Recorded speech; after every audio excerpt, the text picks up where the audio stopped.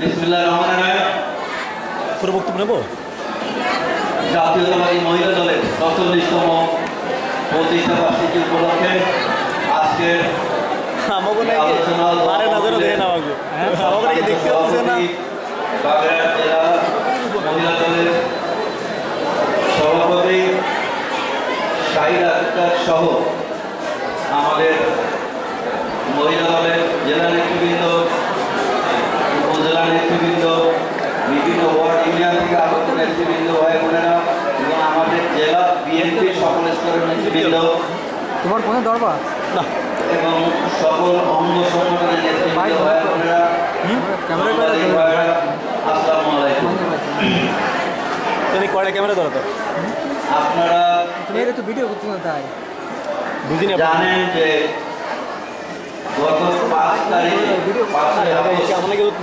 আমাদের বাংলাদেশ এইটি দাঁড়ান, এইটি দাঁড়ান, এই সামনে আসেন করেছে। ভাই, আপনি একটু সাইডে, ওই সাইডে জায়গা দেন, দাঁড়ান। যারা রক্ত দিয়েছে, শহীদ হয়েছে, ছাত্র ছাত্রী, ভাই ও বোনেরা এবং সাধারণ জনগণ রক্ত দিয়ে শহীদ হয়ে এই দেশকে স্বাধীন করেছে। যারা শহীদ হয়েছে তাদের প্রতি আমরা শ্রদ্ধা নিবেদন করছি আজকের এই অনুষ্ঠান থেকে। এবং আপনারা জানেন এখনো অনেক ছাত্রছাত্রী হসপিটালে আছে, গুলি খাওয়া, কারো মাথায়, কারো পেটে।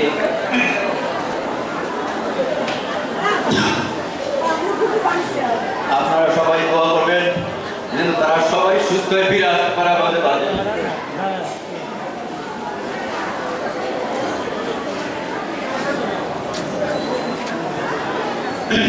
দেশ দ্বিতীয়বারের মতো স্বাধীন হয়েছে, কিন্তু আপনারা হয়তো অনেকে মনে করছেন যে বিএনপি ক্ষমতায় আসছে, কিন্তু বিএনপি কিন্তু ক্ষমতায় না, ক্ষমতায় এখন একটি অন্তর্বর্তীকালীন সরকার। এই সরকার ততদিন ক্ষমতায় থাকবে যতদিন একটি সুষ্ঠু নির্বাচনের ব্যবস্থা না হবে।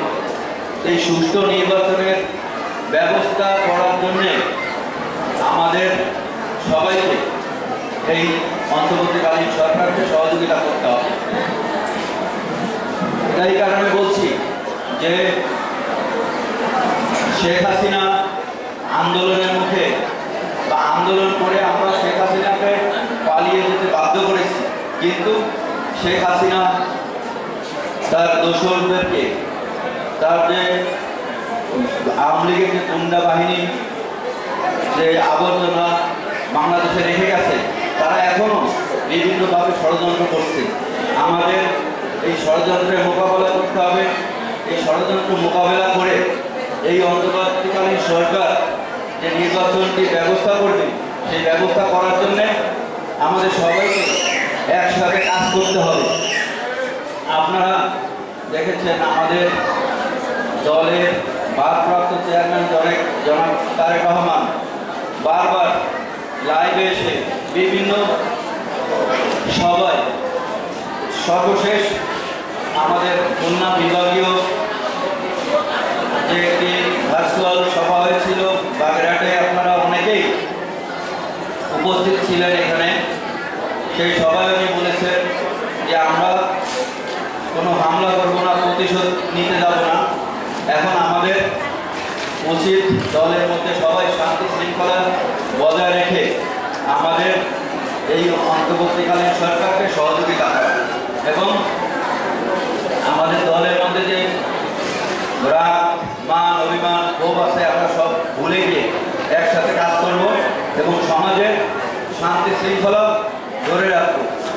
এখানে আজকে অনেক অচেনা মুখ আমি দেখছি, যারা দীর্ঘদিন আমাদের এই মহিলা দলের কর্মকাণ্ডে আসেন নাই। যে ভয়ে হোক, চাপে হোক, আপনারা ঘরে বসেছিলেন দীর্ঘ 16 বছর। 21-এ আমরা আন্দোলন করেছি, সেখানে মহিলা দলের নেতৃবৃন্দ দেখা গেছে 20 জন, 25 জন, 50 জন, এর বেশি কখনো হয় নাই বা আসেন নাই। আজ মহিলা দলের প্রতিষ্ঠা বার্ষিকী, অবশ্য প্রতিষ্ঠা বার্ষিকীতে আপনারা উপস্থিত হয়েছেন, দেখা যায় প্রতিষ্ঠা বার্ষিকীতে দাওয়াত দিলে আপনারা আসতেন, কিন্তু এই প্রতিষ্ঠা বার্ষিকী শেষ, কিন্তু আন্দোলনের মাঠে আপনাদের এভাবে কখনোই উপস্থিতি দেখা যায়নি। এখন দেশ স্বাধীন হয়েছে, স্বাধীন দেশে আপনারা বাস করছেন, স্বাধীনতা যারা অর্জন করেছে তাদের জন্য আপনারা সবাই দোয়া করবেন এবং এই অন্তর্বর্তীকালীন সরকারের হাতকে শক্তিশালী করার জন্য আমাদের সবাইকে কাজ করতে হবে। বাংলাদেশ জাতীয়তাবাদী দল আপনার প্রতিষ্ঠিত হয়েছিল সেপ্টেম্বরের 1 তারিখে, আর মহিলা দল হয়েছে সেপ্টেম্বরের 9 তারিখে। আপনারা জানেন যে 1975 সালে বাংলাদেশে যে একটি হত্যা হয়েছিল, সেই হত্যা কেন হয়েছিল তাও আপনারা জানেন। 74 সালে বাংলাদেশে একটি দুর্ভিক্ষ হয়েছিল। দুর্ভিক্ষ কেন হয়েছিল? শেখ মুজিবের দুঃশাসনের কারণে। শেখ মুজিব মানে আওয়ামী লীগ যখনই ক্ষমতা আসে তখনই আমাদের দেশ ইন্ডিয়ার দালালি কামকামি করে আমাদের দেশটাকে ধ্বংস করার পায়তারা করে। আপনার 1974 সালে যে দুর্ভিক্ষ হয়েছিল, দেশের মানুষ না খেয়ে, অনেক মানুষ না খেয়ে অনাহারে মারা গেছে। আমাদের দেশে বাকশাল কায়েম করেছিল শেখ মুজিব। আপনার কোনো সংবাদপত্র ছিল না, কোনো টেলিভিশন সেন্টার ছিল না, একটাই পত্রিকা চলতো, একটাই টিভি চলত। এটা শেখ মুজিব বাকশালের মাধ্যমে, এমনকি 1971 সালে যারা দেশ স্বাধীন করেছিল সেই মুক্তিযোদ্ধাদেরকে রাতের অন্ধকারে ধরে ধরে এনে হত্যা করা হয়েছে, গুম করা হয়েছে, জুলুম করা হয়েছে। কারা করেছিল? রক্ষী বাহিনীরা করেছিল। এটা আপনারা অনেকেই জানেন। যার কারণে শেখ মুজিবের অত্যাচারে, শেখ মুজিবের পরিবারের অত্যাচারে শেখ কামাল কি করেছে আপনারা দেখেছেন। তার নামে শোনা যায় ওই সময় সে ব্যাংক ডাকাতি করেছে। এমনকি একটা বিয়ের অনুষ্ঠানে মেজর ডালিমের ওয়াইফের সাথে বেয়াদবির কারণে শেখ মুজিবকে কিন্তু হত্যা করার নেতৃত্ব মেজর ডালিমই দিয়েছিল। যা কিছু হয়েছিল তার জন্য শেখ মুজিব দায়ী ছিল এবং শেখ মুজিবের দুঃশাসনের কারণেই ওই বাকশাল কায়েম করেছিল, যার কারণে সে তার পরিবার সহ ওই সময় হত্যা হয়েছিল। এবং দেশের সেই দুরবস্থার মধ্যে বাংলাদেশের হাল ধরেছিলেন আমাদের শহীদ প্রেসিডেন্ট জিয়া রহমান। উনি দেশের হাল ধরার পর পরবর্তীকালে দেশের বহুদলীয় গণতন্ত্র প্রতিষ্ঠা করেছেন, দেশের অর্থনৈতিক উন্নয়ন করেছেন, কৃষি বিপ্লব ঘটিয়েছেন। আপনারা দেখেছেন সারা বাংলাদেশে খাল খননের মাধ্যমে বাংলাদেশে উনি কৃষি বিপ্লব ঘটিয়েছিলেন এবং খাদ্যের যে শর্টেজ ছিল সেটা পূরণ করেছিলেন। বাংলাদেশে গার্মেন্টস শিল্পের প্রবর্তনও আমাদের শহীদ প্রেসিডেন্ট জিয়া রহমান করেছিলেন। এমনকি বাংলাদেশ থেকে এখন সবার মাঝে কর কি আছে? আমি তো আপনার আমার মনে হয় 2 কোটির বেশি বিদেশে কর্মরত আছে। আমার ফোন ধরা লাগবে না, আমার ফোন আমি ধরতাম। আপনি কইছেন মাইনুল ভাই তাই আমার মাথায় কি নেই, আমার তার ক্যামেরা আমার তো কিন্তু আপনার ক্যামেরাতে আমি ধরতাম। আপনারা অনেকে জানেন না যে আমাদের শহীদ প্রেসিডেন্ট 75 সালে ক্ষমতা নিয়ে 81 সালের মধ্যে অল্প টাইমে উনি আমাদের যে ইসলামিক রাষ্ট্রগুলো আছে, ইসলামিক রাষ্ট্রেও উনি নেতৃত্ব দেওয়া শুরু করেছিলেন। উনি ওয়াইসির মহাসচিব নিযুক্ত হয়েছিলেন। মিডিল ইস্টের প্রতিটি দেশ ওনাকে অনেক সম্মান করতেন এবং ওনার এই বলিষ্ঠ নেতৃত্বের মর্যাদা সারা ইসলাম বিশ্ব দিয়েছিল, হত্যা করেছিল। উনি শহীদ হওয়ার পরে আবার দেখেছেন যে আমাদের শহীদ প্রেসিডেন্ট জিয়া রহমানের নীতি আদর্শের কারণে জাতীয়তাবাদী দলকে অনেক ষড়যন্ত্র করা হয়েছে, শেষ করে দেওয়া পারে নাই। ওনার শহীদ হওয়ার পরে ওনারই সহধর্মিণী আমাদের দলের বর্তমান চেয়ারম্যান গণতন্ত্রের মা খালেদা জিয়া আবার জাতীয়তাবাদী দলের হাল ধরেছেন এবং 1991 সালে ক্ষমতায় এসেছেন। এই 1991 এবং 81-র মধ্যে আপনারা জানেন স্বৈরশাসক এরশাদ ছিল, উনিও অনেক জুলুম করেছেন।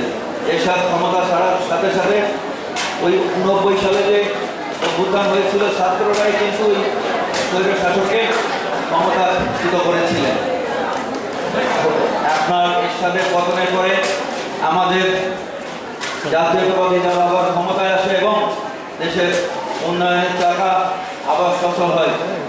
96-তে আবার আওয়ামী লীগ ক্ষমতা আসে। আপনারা দেখেছেন 96, 97, 98 সালে বোধহয় শেয়ার মার্কেটের জালিয়াতি করে এই আওয়ামী লীগ আবার বাংলাদেশে সেই ধ্বংসের মুখে ঠেলে দেয়। অনেক মানুষ আত্মহত্যা করে, রাস্তায় বসে গেছে এবং তাদের জুলুম আবার শুরু হয়, কিন্তু বেশি দিন থাকে নাই। 2001 সালে আবার বিএনপি ক্ষমতা আসে। আপনারা দেখেছেন 2001 সালে সারা বাংলাদেশে উন্নয়নের যে জোয়ার ছিল সেটিকে আবার 111 এসে স্তব্ধ করে দেয়। আমরা আজ এখানে যে কথা বলছি, এই হলটিও 2001 সালে নির্মিত হয় এবং সাবেক এমপি এম এ সেলিম এখানে লেখা আছে, উনি উদ্বোধন করে গেছেন। পিছনে জেলা পরিষদের অডিটোরিয়াম, ওটাও আমাদের করা 2001 সালে। আপনারা জানেন বাগেরহাট জোয়ার আসলে পানিতে ভেসে যাইত, সেই পানি শহরকা বাদ দিয়ে বন্ধ করা হয়েছে। আপনাদের শহর এখন সুরক্ষিত। বাগেরহাট শহর শুধু না, প্রতিটি ইউনিয়ন লেভেলে আপনার 2001 থেকে 6 সালে বাগেরহাট জেলার প্রতিটি ইউনিয়ন লেভেলে রাস্তার কাজ করা হয়েছে এবং আমরা এখন প্রতিটি ইউনিয়নে গাড়িতে করে যেতে পারি। এটা একমাত্র আমাদের জাতীয়তাবাদী দলের অবদান। 2001 সালের আগে কিন্তু বাগেরহাটে আপনার ডেমা বা রামপাল বলেন, চিতলমারি বলেন, কচুয়া বলেন, আমরা 2001 সালে নির্বাচনী কাজ করতে গেলে নৌকা, স্পিড বোটে যাওয়া লাগছে। এখন কিন্তু বাগেরহাটে আমরা কোথাও নৌকা বা লঞ্চ ইউজ করা লাগে না, সব জায়গায় আমরা গাড়িতে যেতে পারি। তো সেই 2006 সালের পরে 111 আসে। আবার এই 111 যারা ছিলেন তারা শেখ হাসিনাকে ষড়যন্ত্র করে রাতে, ভোটের আগের দিন রাতে ব্যালট বক্সে 20 থেকে 30% ভোট ঢুকিয়ে রেখে শেখ হাসিনাকে ক্ষমতায় বসিয়ে তারা দেশ ছেড়ে পালিয়ে যায়। ওই 111-এর যারা দায়িত্বে ছিলেন, মঈনুদ্দিন ফখরুদ্দিন, উল্লাহ কিন্তু আমাদের নেত্রী বেগম খালেদা জিয়ার কাছেও গিয়েছিলেন যে আপনারা আমাকে মাফ করে দেন, আমরা আপনাদেরকে ক্ষমতায় বসিয়ে পালিয়ে যাওয়ার সুযোগ করে দেন। আমাদের নেত্রী বেগম খালেদা জিয়া আপনারা জানেন, আপসীন নেত্রী, উনি ওই দিন বলেছিলেন আমরা তোদেরকে দেখে নিব, আমরা কোনো আপোষ করব না, আমরা নির্বাচনের মাধ্যমে ক্ষমতায় আসবো এবং তোদের বিচার করব। এই কথা শোনার পরে তারা সাথে সাথে তৎকালীন শেখ হাসিনার কাছে যায় এবং সেই হাসিনা তাদের অকাল রূপে নিয়ে 2008-এর যে নির্বাচন হয়, তারা ক্ষমতায় আসছিল কিভাবে আপনারা জানেন। ইলেকশনের আগে সারা দেশের জনগণকে বলেছিল 10 টাকায় চালের কেজি দিবে, ঘরে ঘরে চাকরি দিবে, বিনামূল্যে সার দিবে। চাকরি তারা দিয়েছে ঠিকই, সেই চাকরি শুধু আমি ঘরানার ছেলেদেরকে দিয়েছে এবং তাও টাকার বিনিময়ে। পুলিশে চাকরি করতে গেলে পার হেড 10 লাখ ওই সময় ছিল। আপনার কোর্ট কাছারি কোনো স্কুলের পিয়নে গেলেও মিনিমাম 3 লাখ থেকে 10 লাখ টাকা দিয়ে চাকরি নেওয়া লাগছে। এরপরে আপনারা জানেন শিক্ষা ব্যবস্থাকে ধ্বংস করেছে নকল আর প্রশ্নপত্র ফাঁস। প্রতিটি পরীক্ষায় দেখেছেন প্রশ্নপত্র ফাঁস হয়েছে। যে সকল ছাত্রছাত্রীরা পাশ করে এসেছে নকল করে আসছে। আর সব থেকে জঘন্যতম যে কাজটি করেছে, বিসিএস এর প্রশ্নপত্র টাকার বিনিময়ে বিক্রি হয়েছে 1 কোটি 2 কোটি টাকায়। সেটিও আপনারা দেখেছেন যে বাংলাদেশের যারা ক্যাডার বলি আমরা, বিসিএস পরীক্ষা দিয়ে যারা সরকারি বড় বড় পদে নিয়োগ পান, তারা কোনো মেধার ভিত্তিতে আসে নাই গত 16 বছর। তারা আসছে প্রশ্নপত্র কিনে টাকার বিনিময়ে। যার ফলশ্রুতিতে এই কোটা আন্দোলন থেকে এই বৈষম্যবাদী আন্দোলন শুরু হয়েছে এবং দেখেন তার পরিণতি কি। শেষ বেলায় এসে এক দফা এক দাবি করে শেখ হাসিনা ঠিকই পতন হয়েছে। এখন আমাদের সময় এসেছে দেশ গড়ার। যারা 16 বছরে করেছিল, জুলুম করেছিল, তাদের পরিণতি কি হয়েছে দেখেছেন। শেখ হাসিনা তার বোনকে নিয়ে হেলিকপ্টারে করে পালিয়েছে, কিন্তু আওয়ামী লীগের তার যারা দোষর ছিল তার সঙ্গী সাথীরা তাদের সবাইকে বাংলাদেশে রেখে গেছে। কেউ কেউ গোপনে পালিয়েছে, এখনো অনেক নেতারা বাংলাদেশে আছে। কিছুদিন আগে আপনারা দেখেছেন সালমান এফ রহমান, যিনি হাসিনার ডানাত বামাত ছিল, যার কথায় বাংলাদেশের বড় বড় মন্ত্রীরাও ভয় পাইত কথা বলতে। উনি দ্বিতীয়বার, তৃতীয়বার, চতুর্থবার, প্রতিবার বাংলাদেশে এসে আপনার সাধারণ বিনিয়োগকারী যারা শেয়ার মার্কেটে বিনিয়োগ করেন তাদেরকে বারবার পথে বসিয়েছে এবং ব্যাংকের টাকা লুট করে বিদেশে পাঠিয়েছেন। সেই সালমান এফ রহমান কিভাবে ধরা খেয়েছে আপনারা দেখেছেন। উনি ছিল দরবেশ, ক্লিন শেভ করে, লুঙ্গি করে, নৌকায় করে পালাচ্ছিল।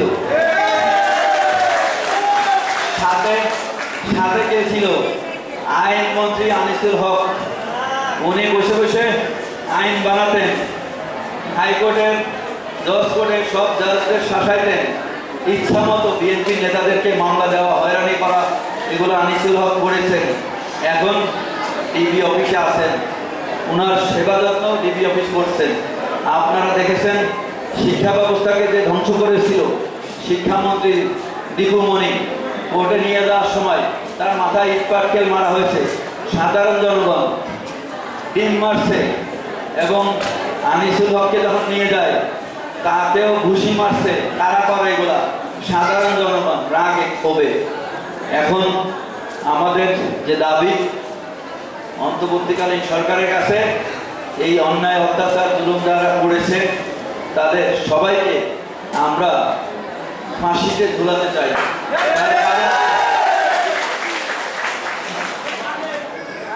এই শেখ হাসিনার সাথে যারা ছিল, এই আনিসুল হক বলেন, স্বরাষ্ট্রমন্ত্রী কামাল বলেন, সবাই কিন্তু এই নিরীহ ছাত্রছাত্রীদের উপরে গুলি চালিয়েছে, সাধারণ জনগণের উপরে গুলি চালিয়েছে। এই হত্যার বিচার ইনশাআল্লাহ এই দেশে হবে, দেশের মাটিতেই হবে। এই অন্তর্বর্তীকালীন সরকারই এই হত্যার বিচার করবে। এই হত্যার বিচার করতে গেলে আপনাদের সবার সহযোগিতা লাগবে, কারণ আমরা যদি এখন শান্তি শৃঙ্খলার মধ্যে না থাকি তাহলে এই অন্তর্বর্তীকালীন সরকার কোনো কাজ করতে পারবে না। তো ওনাদেরকে কাজ করতে দিতে হবে, আমাদের শান্তি শৃঙ্খলার মধ্যে থাকতে হবে। প্রতিদিন আমি সারা বাংলাদেশে কথা বলবো না, সারা বাগেরহাটের কথা বলি। বাগেরহাটের বিভিন্ন ইউনিয়নে, যেহেতু আমাদের দেশের মানুষ, এই এলাকার মানুষ জমিতে মাছ চাষ করে, বিগত 16 বছর আওয়ামী লীগেরা আপনাদের জায়গা জমি জোর করে খেয়েছে, আপনারা কোনো কথা বলেন নাই। তাদের দমন পীড়ন সহ্য করেছেন, কিন্তু এখন আওয়ামী লীগেরা গেট ছেড়ে পালিয়েছে, কিন্তু সেই ফের নিয়ে আপনারা নিজেরা নিজেরা মারামারি করছেন, এর একজনের ঘের আরেকজন দখল করছেন। এগুলা করা যাবে না।